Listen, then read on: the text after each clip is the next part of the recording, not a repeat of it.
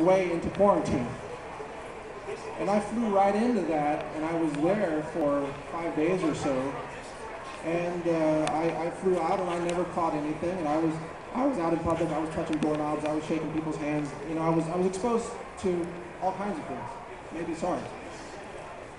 I haven't had the flu in over 10 years. And you know why? It's because high intake of vitamin D, and I also have these essential oils. I take oregano oil. I practice Chinese medicine. I take in the Chinese medicine herbs. I'm around, children sometimes, adults, people who have the flu. You ever go to the grocery store and somebody there is, you're trying to get something from the salad bar? Somebody back there is wiping his nose. Yeah. How can I help you? Oh man. But you're hungry? So you eat it anyway. Yeah, I did that. I just don't get sick from that kind of stuff. So I'm not saying I'm immune to everything, but I know that when it comes to infectious disease or a bioweapon release, that my odds of surviving that are extremely high. I own some technology that I'll share with you here that I really like. Have you ever heard of that silver lungs device? Silverlungs.com. You can make colloidal silver, and with a nebulizer, you can inhale it into your bronchial tubes. So if I had a respiratory infection, I would inhale colloidal silver through a nebulizer. You bet I would. Because you're not going to go to the hospital. What are they going to give you? MRSA? Welcome. Here, have another superbug. The hospital is the most dangerous place to go in a pandemic, bar none. And people here who are in the medical industry will tell you that. And a doctor's tie, that is the carrier of superbugs. If you're in a hospital and the doctor leans over to check on you and his tie brushes across your forearm, that is a transfer of the superbug. The tie is the dirtiest thing in the hospital. Don't let your doctor wear that tie in your room. Have a pair of scissors, just cut that thing right off there. Yeah, doc. Okay, now you're clean. You wash your hands? You check with them. Hey, statistics show that the patients who are the biggest pains have the highest survival rates. They do, because they ask all the questions. Hey, nurse practitioner, did you wash your hands? Where's that water from? What's this food you're feeding me here? Hospital food. It's like one step above prison food.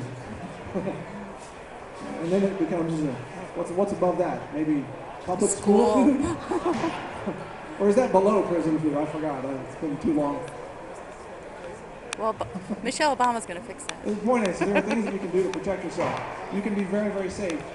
I mean, there's so many scare stories out there from the CDC. The CDC is always trying to scare us now in the vaccines.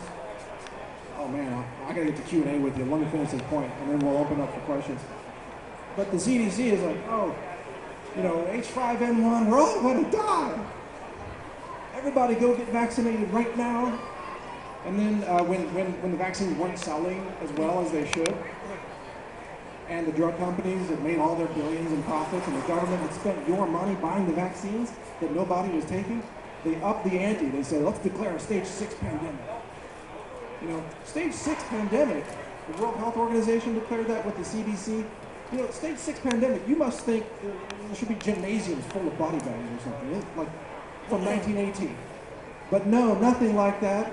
There were maybe a couple hundred people who got sick from it. And in the hospitals across the country, they even stopped testing for bird flu, and swine flu. They just said, well, if you're sick, you must have it. So the science got thrown out the window, and they used scare stories, everybody go get vaccinated. I was sitting at home, thinking about, I wonder if I should write an article giving like a $10,000 challenge. Somebody with swine flu come over and infect me. Let's see if we can resist that. Because I'm confident that we can. I'm confident that healthy nutrition can resist it all the time. Look, your immune system is working every day. That's the only reason you're still alive. Here's another thing. We all have microtumors of cancer. Every one of us, myself included, we have micro-cancer tumors throughout our body. Why don't they grow into huge tumors? Why? How do we keep them under control? We have the anti-cancer system running. every day in our body, the immune system. The anti-angiogenesis factors that cut off the blood supply to the tumors. You know what's a really great anti-angiogenesis food? Broccoli, Brussels sprouts, cabbage, kale. Juice some of that. Cancer tumors stop getting blood. They don't grow. You know most people's cancer tumors grow in the winter? Because that's when they're vitamin D deficient. So all summer long, spring and summer, they have vitamin D, the tumors don't grow, vitamin D keeps it under control. All winter long, the tumors grow again. That's why it takes a tumor 10, 20 years to be detected. It takes it that much time to get that big. Bottom line, and then I'll take questions, is look, I think we're facing some very serious events in our near future. I really do. I believe that an economic situation is unfolding that's going to be unprecedented in human history. I think that we've poisoned our food, we've poisoned our soils, we've poisoned our oceans, we've poisoned our people with the food additives, with the drugs, with the vaccines, with the aspartame. I think we're living through a mass experiment, and we're the guinea pigs.